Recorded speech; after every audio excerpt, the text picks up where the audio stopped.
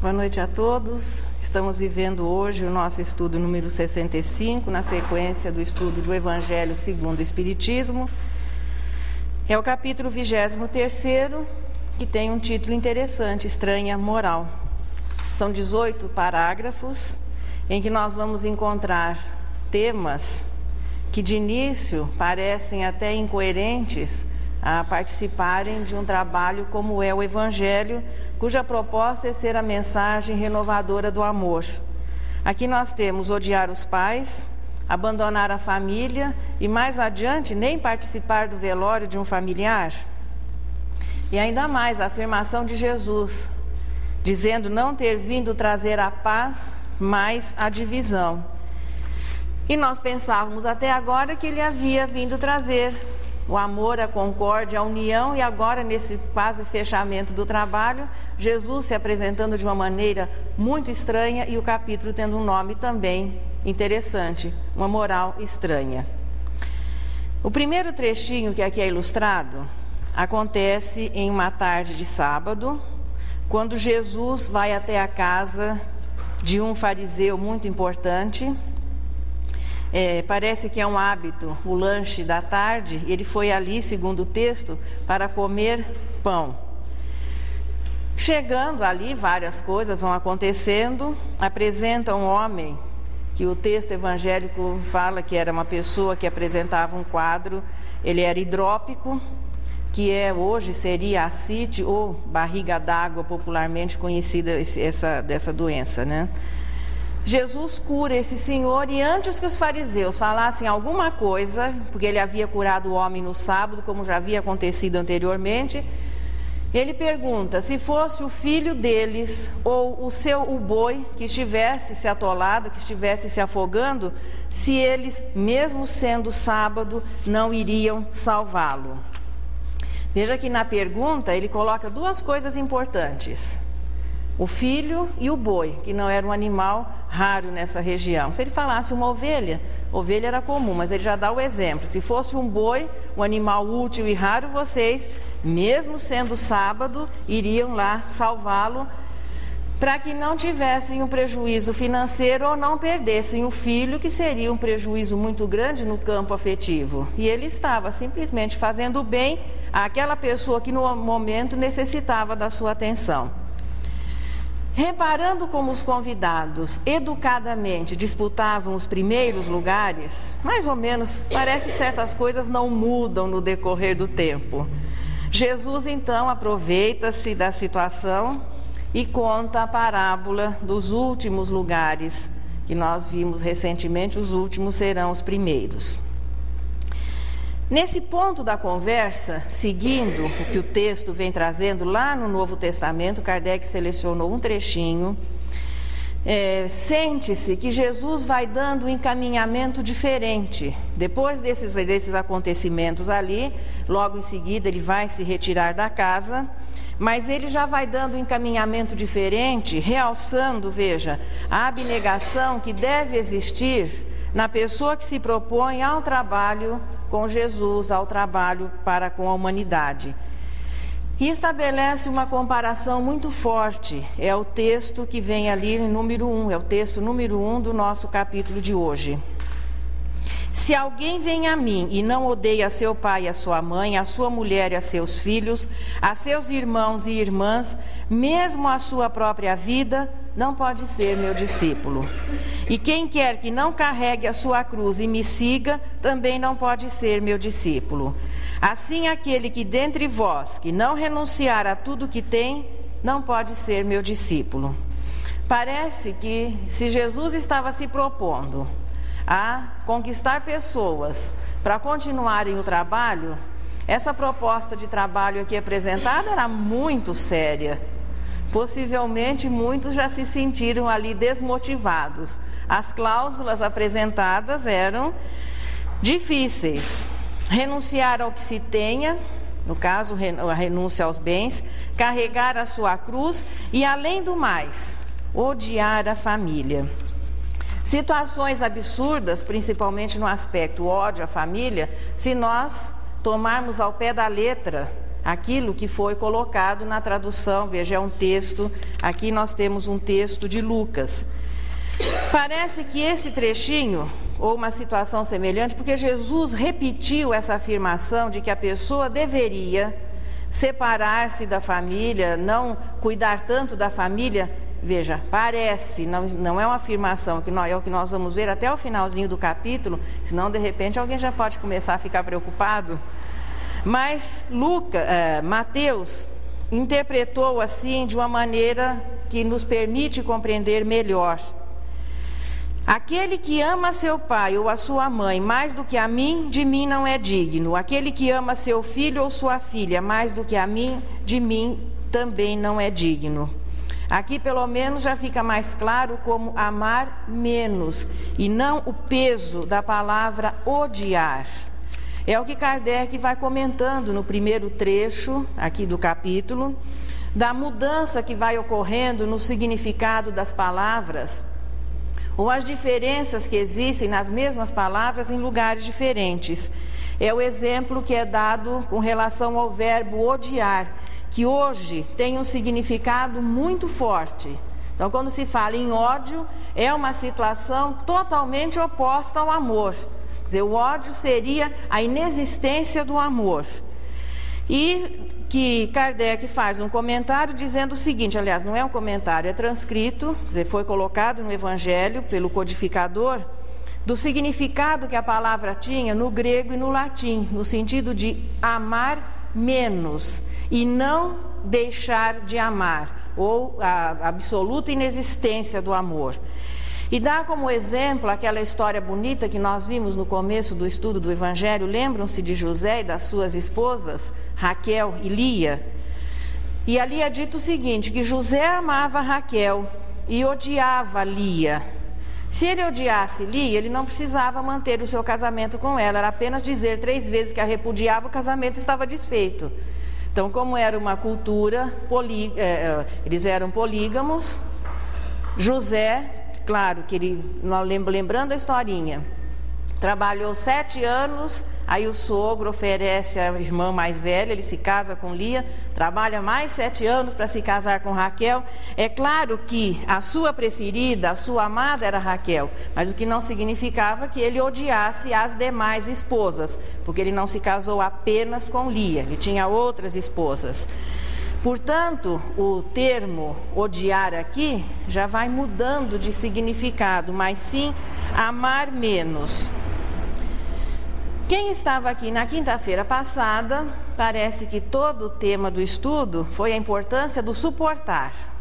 E a separação apenas quando o limite do suportar, quer dizer, quando nós chegamos ao limite do suportar. Como é que fica a história de suportar e a história de amar menos? Então nós vamos agora, continuando no que o capítulo vai nos oferecendo. A família consanguinidade representa os interesses da existência atual. São papéis que nós representamos em grupos, muitas vezes compostos durante algum período pelos mesmos espíritos até, mas não necessariamente. Portanto, essa família que nós temos a cada reencarnação não representa exatamente o nosso grupo espiritual. Isso se sente perfeitamente nas diferenças que existem dentro de um grupo familiar. O objetivo da união através da consanguinidade é exatamente este, para que as diferenças possam ser diluídas, para que os sentimentos doentios possam ser sublimados por sentimentos mais elevados. A família consanguínea, portanto, ela tem uma importância muito grande, mas relativa com relação à família espiritual, que é estabelecida pela afinidade, pela sintonia, pela identidade de condição, pela semelhança de condição moral. Antes de sermos participantes de uma família consanguínea, todos nós somos participantes da família terrestre e, mais ainda, da família universal. porque todos somos espíritos e os espíritos são os seres incorpóreos que povoam o universo. Eventualmente, em função do progresso, vivendo as experiências materiais, participando das experiências oferecidas pela consanguinidade, mas de maneira nenhuma deixando de lado a nossa verdadeira identidade, que é a identidade de espírito. Nós temos, portanto, um progresso individual e temos, para que esse progresso individual seja facilitado, compromissos de participação no progresso coletivo de grupos. E é do progresso individual de cada um que vai resultar em uma melhora para a verdadeira família, que é a humanidade. Então, nós temos o nosso aprendizado moral, participamos de um grupo consanguíneo, ali é como se fosse um laboratório, uma escola que nos prepara para as experiências maiores, ligadas a quê? A verdadeira família, que é a família humanidade. Jesus, o cristianismo, a visão da vida futura que o cristianismo nos oferece, representam os nossos interesses de espírito.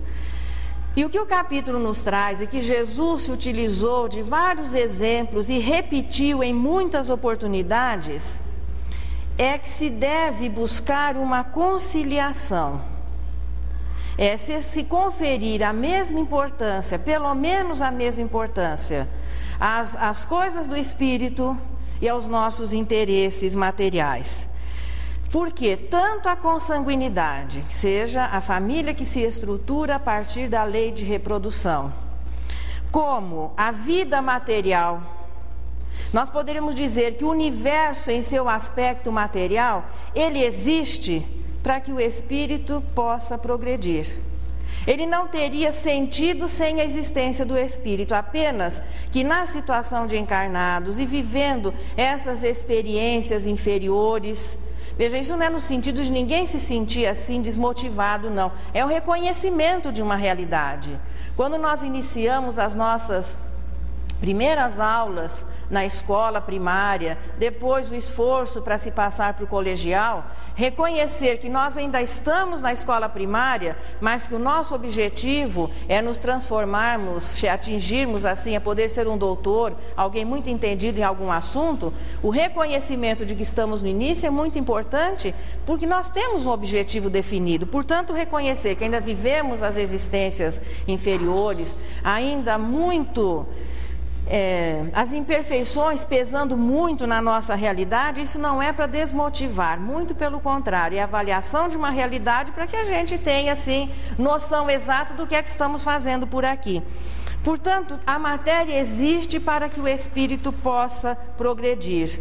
E são nas experiências vividas nos grupos familiares que a alma vai se preparando para ter um comportamento mais adequado, mais harmonioso, quando ele começa a viver cada vez mais intensamente as experiências com a família humanidade.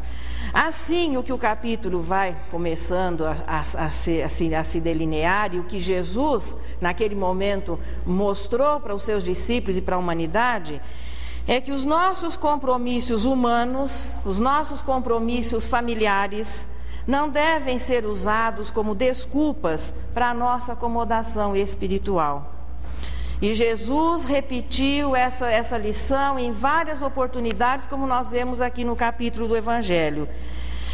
Em Mateus, no capítulo 19, novamente, aquele que houver deixado pelo meu nome sua casa ou seus irmãos, ou suas irmãs, ou seu pai, ou sua mãe, ou sua mulher, ou seus filhos, ou suas terras, receberá o cêntuplo de tudo isso e terá por herança a vida eterna, é o texto número 4.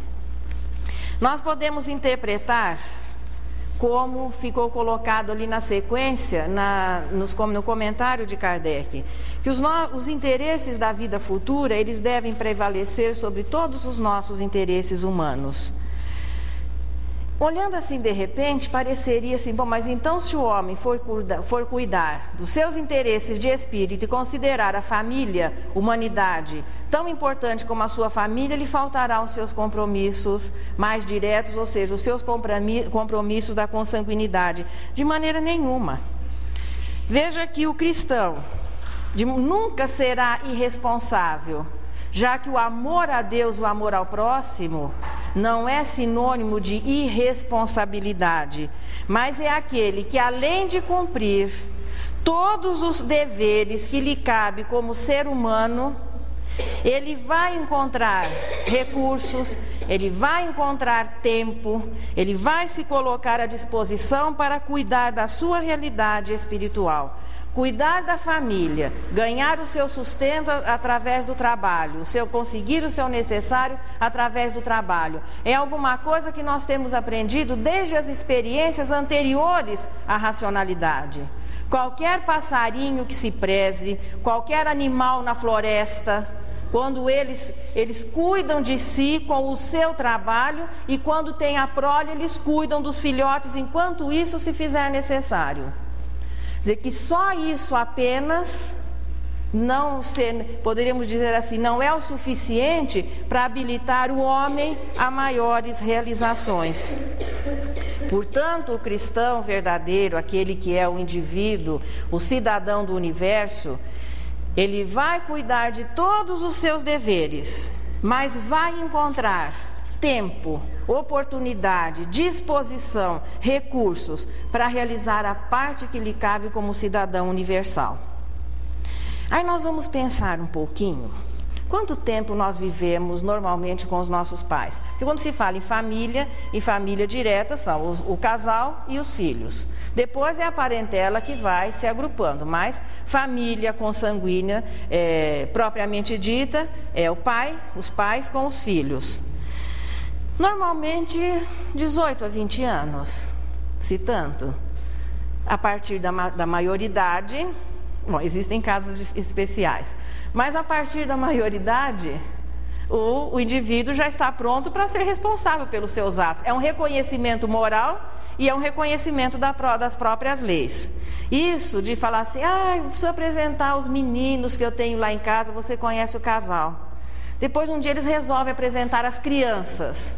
Você já vai, se prepara e olha para baixo, estende a mão e olha para baixo, é só uns pares de pés. Aí você vai olhando para cima, você tem que olhar para cima que as crianças têm 1,80 m.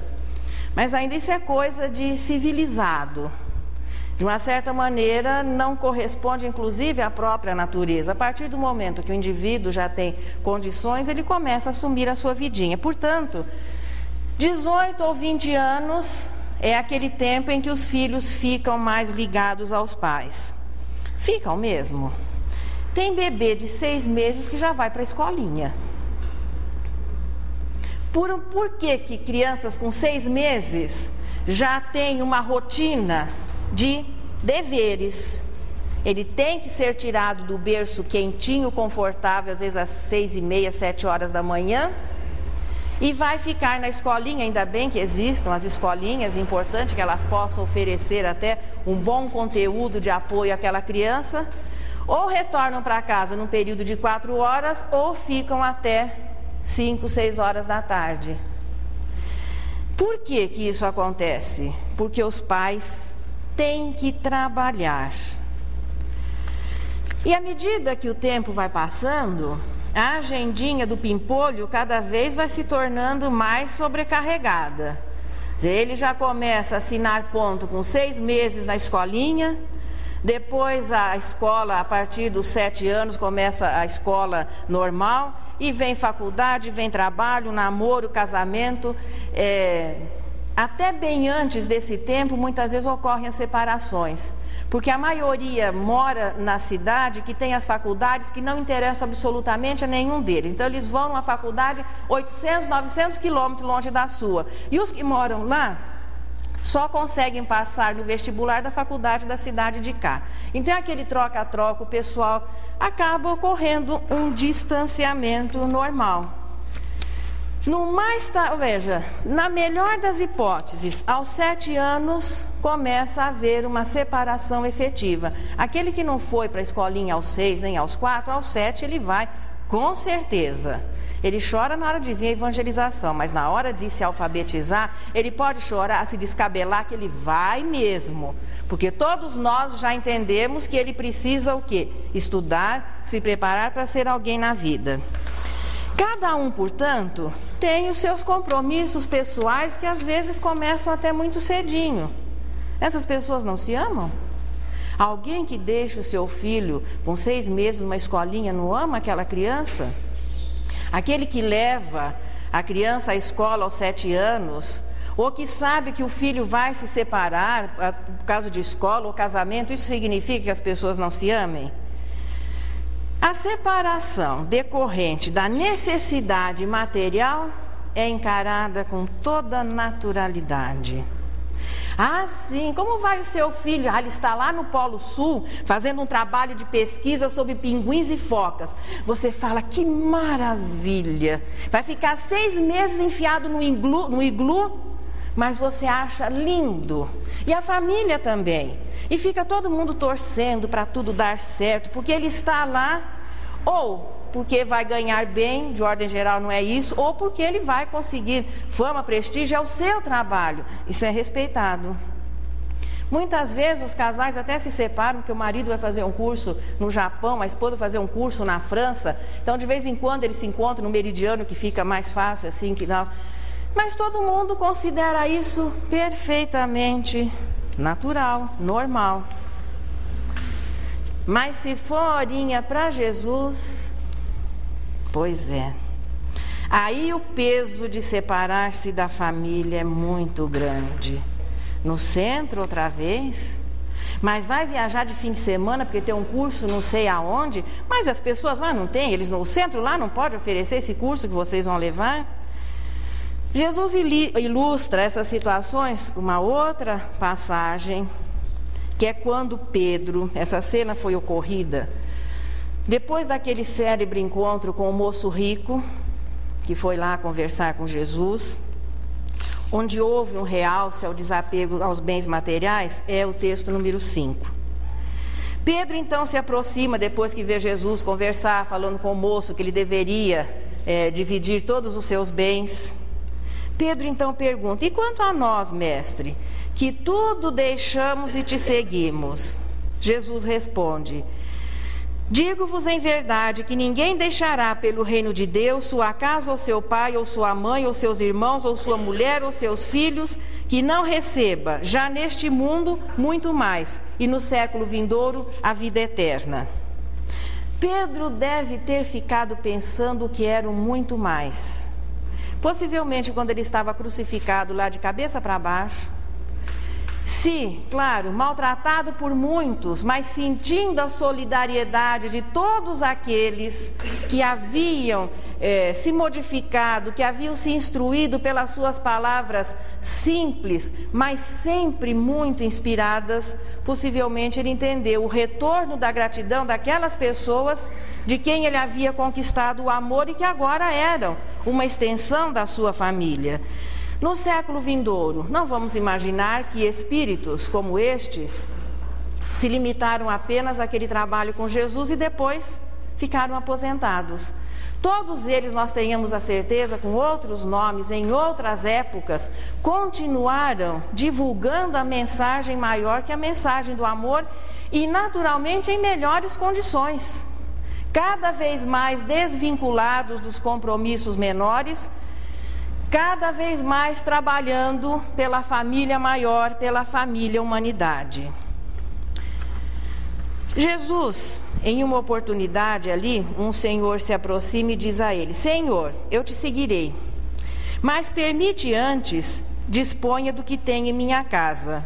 Jesus então respondeu, quem quer que tendo posto a mão na charrua olhar para trás, não está apto para o reino de Deus. Veja, a pessoa tinha que carregar a cruz, que mais? Que ele pediu lá no comecinho, quem que lembra? Então, carregar a cruz, nossa, ninguém. Renunciar à família e renunciar aos bens materiais. Para que o indivíduo se habilitasse, veja, não é irresponsabilidade, mas isso não se constituir em vínculos, em empecilhos. Vai se trabalhar mais? Com certeza.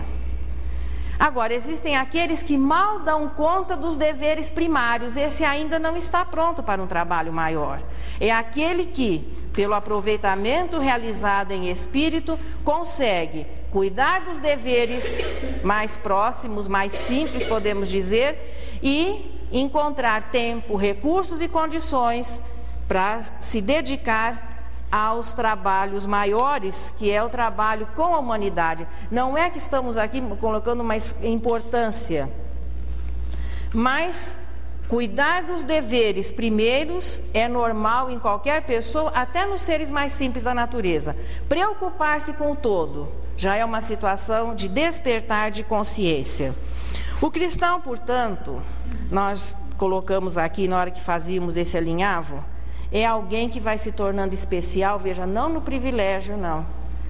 É aqueles que se sensibilizam pelos convites, pelos chamados e começam a enxergar o trabalho que deve ser feito. Naturalmente ele vai se sacrificar, ele vai se ocupar um pouco mais, mas vai cuidar também dos interesses do Pai. Como falou Jesus naquele célebre encontro com os doutores da lei, quando a mãe o procura, e ele fala que estava ali no templo tratando dos negócios do Pai. Então era o Jesus, mocinho, 13, 14 anos, ele não estava ali tratando da reforma, da estrutura, do madeiramento do templo, já que seu pai era carpinteiro. Ele estava ali apresentando aos doutores da lei, à sociedade culta da época, a proposta, a filosofia do cristianismo, e aguardou a resposta deles. Então ele estava ali tratando do quê? Dos negócios do Pai. Como cristão depois, a pessoa que vai começando a sentir a necessidade do mundo, aquele que começa a notar que ele tem o potencial e que ele pode oferecer um pouco mais, ele começa a se sensibilizar e passa a cuidar não só dos seus negócios e dos seus, mas daquilo que é privilégio, ou seja, de Deus, que é a humanidade. Os laços, portanto, não se quebram exatamente pela separação. Os laços se quebram quando não existem. E é importante não medir a quantidade de horas que se passa junto, mas o importante é considerar a qualidade do tempo que se passa junto. Portanto, quando alguém vai se dedicar a um trabalho maior, se isso for ligado ao interesse material que reverta em benefícios financeiros ou de uma certa maneira em realce, tudo perfeitamente aceito. A separação não pesa tanto. Outra vez no centro, por que não leva a cama já de uma vez? Já fica lá direto. Aí tem aquela situação, vamos fazer uma avaliação quanto é que nós, em verdade, um exemplo assim do centro espírita na sua rotina normal. Quantas horas, a semana tem 168 horas se eu não fiz a conta errada. Quantas horas, em verdade, nós dedicamos no momento em que nós nos deslocamos e vimos aqui para o centro espírita? A maioria das pessoas, uma vez por semana, 2 horas no máximo. Alguns, 2 vezes na semana. O Divaldo diz em uma das suas fitas que o mínimo que o espírita deve dedicar ao trabalho no centro espírita são pelo menos 3 vezes por semana. Que se considere 2 vezes que é a média, no máximo 5 horas de 168. É muito. Mas isso, se você vem mais que 2 vezes, ou quando sabe que você participa um pouquinho mais, 2 situações nós encontramos. Ou acho que a pessoa é fanática ou que ele é missionário. De ordem geral, mais que é fanático. Nenhuma das 2 situações. É apenas uma situação de normalidade. Dá perfeitamente para se conciliar os nossos deveres pessoais, o nosso trabalho pessoal, é disso que trata a estranha moral, e aquilo que em espírito nós assumimos, porque em verdade quem hoje já consegue compreender, assimilar, e aqueles que já conseguem viver a mensagem espírita, com certeza, são pessoas especiais, não em privilégios, mas que têm um trabalho, que assumiram um compromisso de auxiliar na instrução da humanidade. Veja que nós começamos essa sequência do Evangelho, o não separeis o que Deus juntou, estranha moral, vem depois a candeia, não vem? Então a candeia vai ser o fechamento dessa linha de pensamento, que é o cristão é o homem, é o espírita e a sua responsabilidade para com a humanidade. Os discípulos, em uma outra oportunidade, é o texto número 7, veja que aqui eles estão organizados assim, numa sequência para ilustrar o capítulo, mas tirados de situações diferentes. Esse trechinho aqui, o número 7, quando Jesus diz a um outro, segue-me, e o homem respondeu, consente que primeiro eu vá enterrar meu pai. Aí Jesus lhe diz, deixa aos mortos o cuidado de enterrar seus mortos. Quanto a ti, vai anunciar o reino de Deus.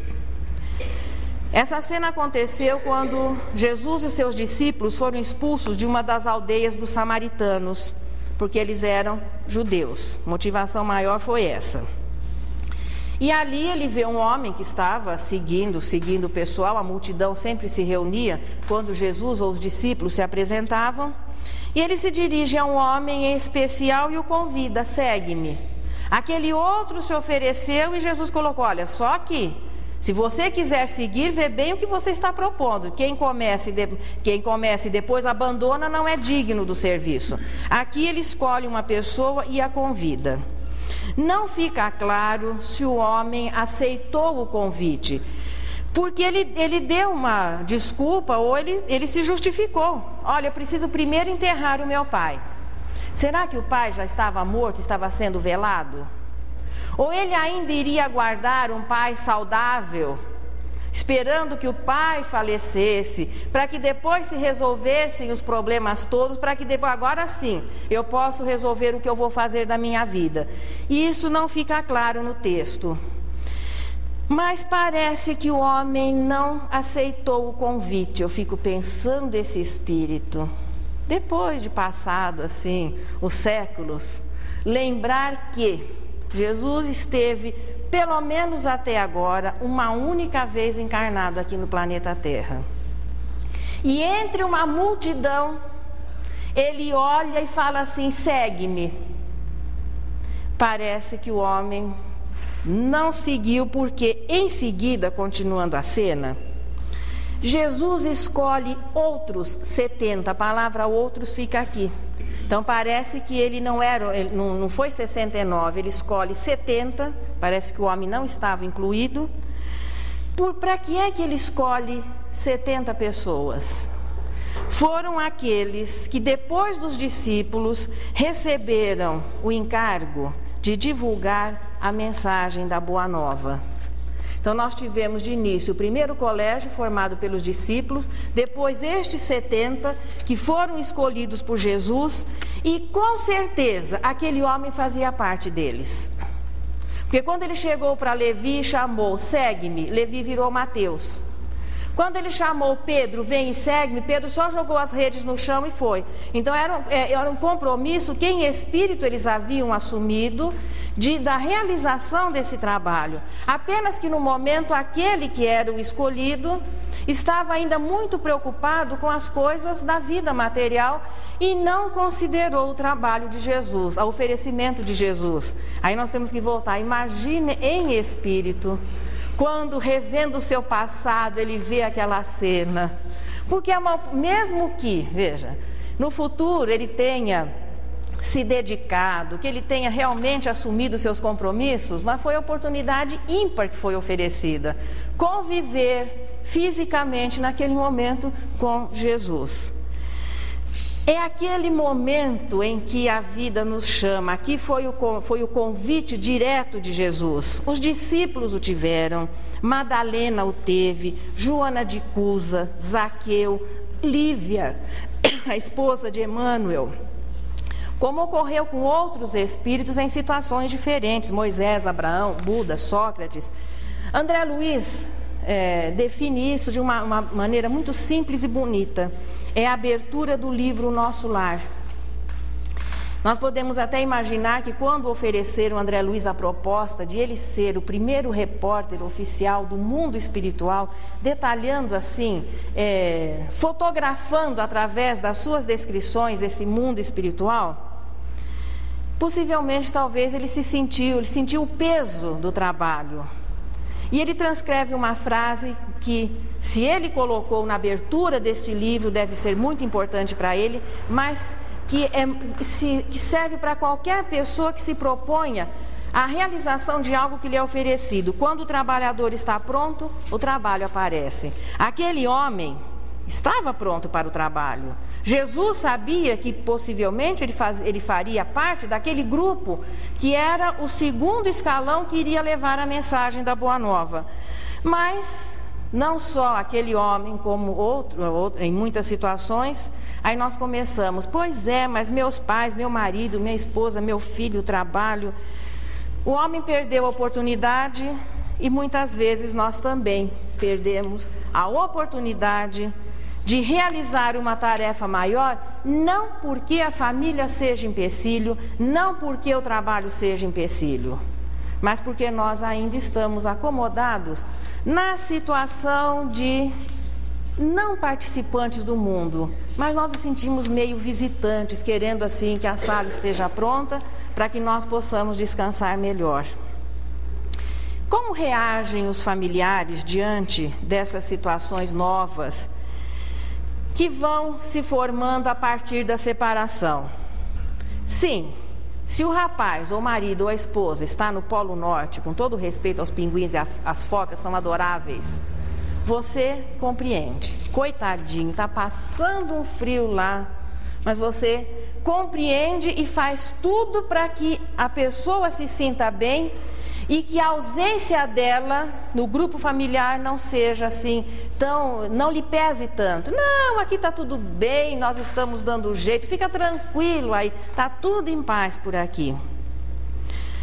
Mas se a separação ocorre por motivos, e às vezes não se trata de grandes separações, mas se o tempo que nós dividimos com a nossa família começa a ser tirado para um trabalho que não reverta um benefício assim imediato, dinheiro, posição ou facilidade, seja o que, para o grupo reage agredido como reage com relação à ausência de qualquer pessoa que participando de um grupo se propõe a sair.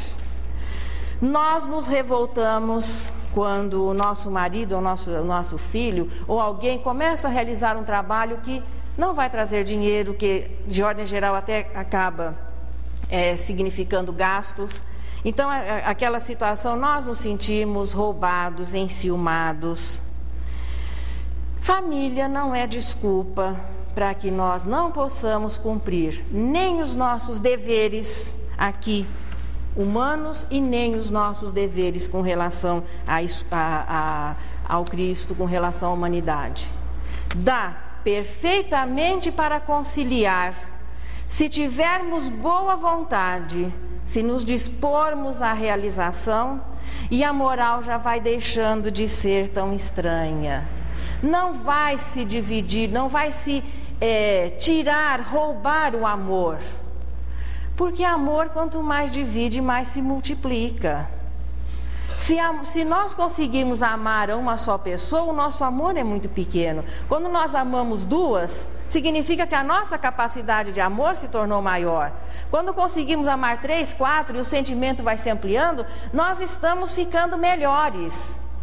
Uma coisa que seria importante considerar, que todas as vezes que nós emprestamos o nosso amor, o nosso pai, o nosso filho, alguém da nossa família para Jesus, Ele vai devolver sempre um pouquinho melhor.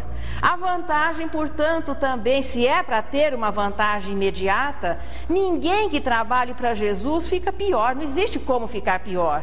A pessoa só vai voltar melhor. E quem é que vai receber os benefícios dessa melhora? Aquele que dividiu o tempo, mas teve de retorno o amor que se ampliou. A sociedade, veja, tentou sufocar os primeiros que despertaram. Quando o cristianismo começou a se expandir, e nós vemos assim nos romances de época, as dificuldades que passaram a existir, tanto na casa dos plebeus como na casa dos patrícios. Aquela pessoa que resolvia seguir Jesus, tornar-se cristã, encontrava barreiras tremendas da sociedade e dentro da própria família, estabelecendo-se assim uma divisão. Um trabalho muito bom sobre esse assunto, para quem ainda não conhece, há 2000 anos. O nosso Emmanuel, a maneira como ele reagiu, ele vai nos permitir, já que ele escreveu o livro, a gente pode comentar, como ele reagiu diante da transformação ou da sua esposa Lívia, assumindo ser cristã. Quanto se perdeu, hoje naturalmente ele espírito, e não só hoje, mas quanto ele compreendeu depois, quantos anos perdidos.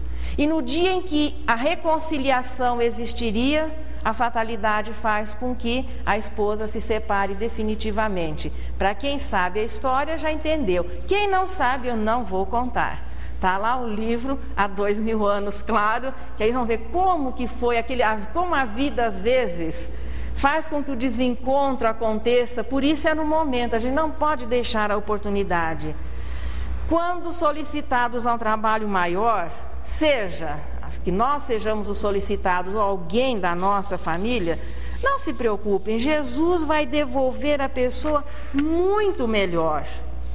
É por isso que ele afirmava que não veio trazer a paz, mas a divisão, porque o nosso conceito de paz, tem hora que ele não é exatamente o correto, igual a história do verbo odiar. Hoje, quinta-feira, tempinho fechado, a maioria não tendo muito o que fazer, então mais ou menos acredito que boa parte das pessoas passaram hoje o dia em casa, vendo uma televisãozinha, tomando uma sopinha quente, né? O dia foi em paz, não foi? Mas se nós tivéssemos trabalhado 8 horas, corrido atrás do ônibus e aquela coisa toda, nossa, o dia hoje foi terrível. Então ainda nós associamos paz, quando nada nos contraria, quando a gente pode repousar o corpo um pouquinho mais. Então hoje o dia foi em paz. Jesus não veio dar continuidade a essa paz que significa acomodação, mas procurando dividir aqueles que já sabem o que é o amor, para que essas partículas, e podemos dizer assim, sacrificiais para aqueles que compreendem mais, esses conseguem dispor-se, assim, incomodar-se o suficiente com a ignorância, com as dificuldades daqueles que ainda não despertaram. É realmente um trabalho que vai trazer cansaço, que vai oferecer até aborrecimentos, esforço, mas vamos considerar que é só quem já consegue sentir na humanidade o seu próximo, sentir nas outras pessoas como irmãos, então não se vai diminuir o amor pela nossa família. Nós vamos começar a oferecer aos outros o mesmo amor que nós dizemos ter pela família. Veja uma situação bem simples que talvez ilustre melhor a história. Se nós somos funcionários em um determinado lugar e atendemos balcão, chega o nosso familiar, qual é o nosso dever? Atendê-lo bem. Dentro daquilo que é o nosso serviço, nós vamos atender o nosso familiar bem. Quando chega o estranho, nós temos que oferecer o mesmo atendimento. Nós não estamos ali naquele balcão de atendimento para tratar melhor os nossos parentes e os nossos amigos. Nós estamos ali para cumprir o nosso dever e atender bem, fazer tudo o que esteja ao nosso alcance, que seja a nossa responsabilidade para qualquer pessoa que se apresente naquele momento. Só que isso nem sempre é vivido e é compreendido. E muitas vezes nós tentamos dar um jeitinho de atender melhor o amigo, o conhecido, o parente, e aquele que não é da nossa relação, você atende ele por dever. Esse não é nem um comportamento ético e muito menos um comportamento cristão. O que Jesus sugere ali, veja, porque os 10 mandamentos é uma imposição, é o não matar, o não roubar, não cometer adultério. O cristianismo, ele é conselheiro, amar a Deus e amar ao próximo. E a doutrina espírita é raciocínio. E a partir daí o indivíduo começa a entender por que o comportamento dele deve ser a caridade. A proposta, portanto, não é para que se deixe de amar a família consanguínea, mas é importante que aqueles que já compreenderam o verdadeiro sentido da vida, entendam e vivam de uma vez por toda que esta pequena célula que é representada pela família consanguínea faz parte de um conjunto muito maior. A bem da verdade, o conjunto real, o verdadeiro, que é a família terrestre, que é o nosso endereço aqui no universo, e a família universal. Considerar em separado a minha família do resto da humanidade é aquele comportamento típico do cidadão, ainda primitivo, mas disfarçado de homo sapiens, de homem inteligente. Tem um determinado produto que alguém descobre que vai sumir do mercado. O que é que nós fazemos? Aliás, se tiver alguma coisa encalhada em prateleira, é só dizer que vai sumir. Todo mundo se desespera e quer levar. Se é o óleo, se é o açúcar, se é o leite, seja lá o que for, você fica desesperado e quer levar tudo para a sua casa e para a sua família. Aí o supermercado coloca assim, apenas 5 para cada cliente. Você não se conforma, você volta em casa, pega a mulher, o filho, a sogra, a visita que está na sua casa e vai cada um na filinha e leva 5. Aí você leva 50 latas para casa, o seu consumo no mês seria de 5. E você fica feliz, olha, eu já resolvi o meu problema. Mas o vizinho não conseguiu pegar nenhuma lata, esse é problema dele. A minha família está protegida. Esse é um comportamento, veja, enquanto nós considerarmos que se a nossa família está relativamente bem, o resto da humanidade não nos interessa, esse é um comportamento típico do homem primitivo lá das cavernas, que por uma incapacidade naquele momento, por não ter aprendido, era ainda quase que uma extensão do simples ignorante. Para ele, cuidar-se e cuidar dos seus era um avanço muito grande. Hoje, significa que nós não estamos progredindo realmente como já deveríamos. Emmanuel fala de uma maneira muito bonita em uma lição da Fonte Viva, que enquanto existir uma lágrima em um dos hemisférios terrestres, é responsabilidade da família terrestre. Então não é aquela situação de se eu estou bem e os meus estando bem, o resto não nos interessa. Pedro decidiu-se pelo apostolado. E nós estamos usando a figura de Pedro porque ele foi citado aqui no comecinho da passagem, foi ele que pergunta a Jesus, né? Será que quando Pedro começou a dividir o seu tempo, porque eles não abandonaram o seu trabalho, eles tinham família para sustentar, para cuidar. Durante algum tempo houve uma divisão. Alguns trechos, a sogra de Pedro foi uma figura assim conhecida nos textos do cristianismo. Não sei se ela vivia com a família, parece que ela vivia muito próxima ali, porque Jesus inclusive um dia foi chamado para atendê-la, né? Será que a esposa nunca, quando ele chegou em casa, Pedro, mas só isso de dinheiro? Ao invés de pescar, você ficou andando junto e agora como é que nós vamos fazer? Será que a sogra não olhou meio atravessado, quando ao invés de uma refeição mais farta? Porque Pedro estava dividindo o seu tempo, preparando-se como discípulo, preparando-se para ser apóstolo. É claro que isso pesou na família de todos eles. Mas Pedro deixou a sua condição de homem terrestre. Foi um momento de decisão daquele espírito. Houve um preparo, mas ali ele assume verdadeiramente a situação de cidadão do universo.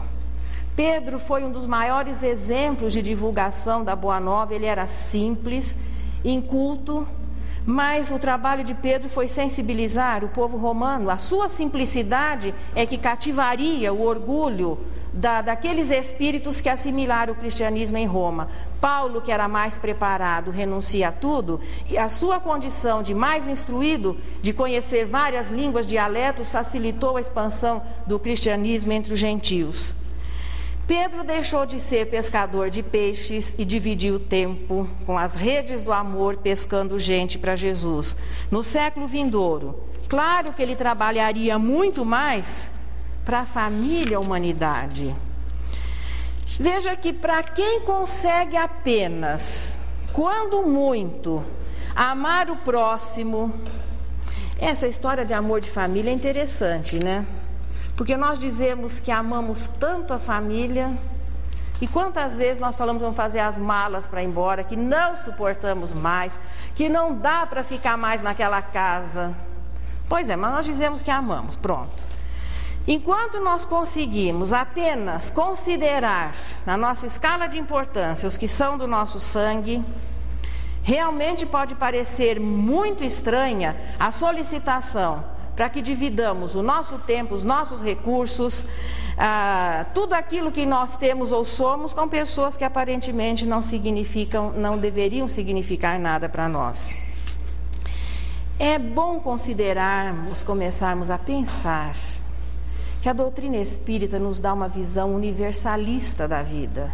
Não se restringe apenas como se a doutrina espírita fosse apenas uma religião. A filosofia espírita não é apenas relativa ao planeta Terra, mas a revelação espírita é relativa ao universo. Nós somos espíritos, fazemos parte de uma família dos espíritos criados por Deus, que não estão apenas se fazendo presente aqui no planeta Terra, ou no nosso sistema solar, ou na nossa galáxia, mas em tudo que possa significar infinito.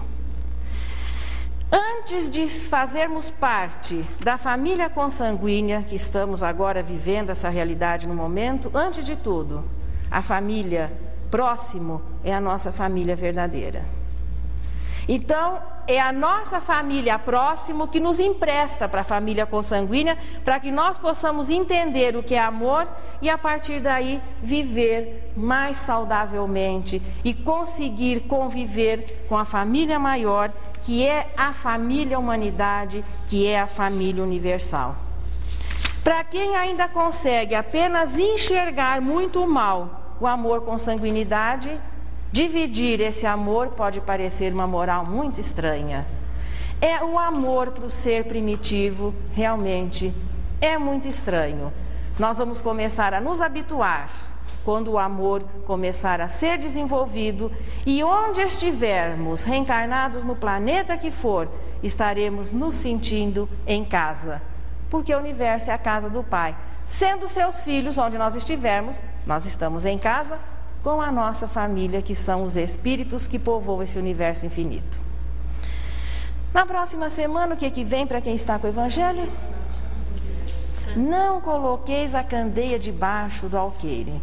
Vencida a liçãozinha de compreendermos que os vínculos familiares são normais e nós vamos conseguir respeitá-los e cuidar da nossa identidade de espírito, o que é que se deve fazer? Os passos iniciais para que o trabalho comece a ser realizado.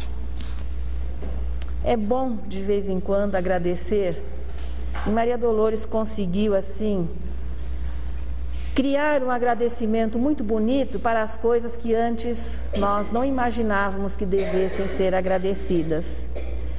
E ela, vamos fazer nossas, como diz a Irene, as palavras de Maria Dolores, quando ela diz: agradeço, Senhor. Agradeço, Senhor, quando me dizes não às súplicas indébitas que faço através da oração. Muitas daquelas dádivas que peço, estima, concessão, posse, prazer, em meu caso talvez fossem espinhos na senda que me deste a percorrer. De outras vezes, imploro-te favores. Entre lamentação, choro, barulho, mero capricho, simples algazarra que me escapam do orgulho. Existem privilégios que desejo, reclamando-te o sim, que se me florescessem na existência, seriam desvantagens contra mim. Em muitas circunstâncias rogo afeto, sem achar companhia em qualquer parte, quando me dás a solidão por guia, solidão que me inspire a buscar-te. Ensina-me que estou no lugar certo, que a ninguém me ligaste de improviso, e que desfruto agora o melhor tempo de melhorar-me em tudo que preciso. Não me escutes as exigências loucas, Faze-me perceber que alcançarei além do necessário, se cumprir o meu dever. Agradeço, meu Deus, quando me dizes não com o teu amor. E sempre que eu te rogue o que não deva, não me atendas, Senhor. E que neste instante a nossa prece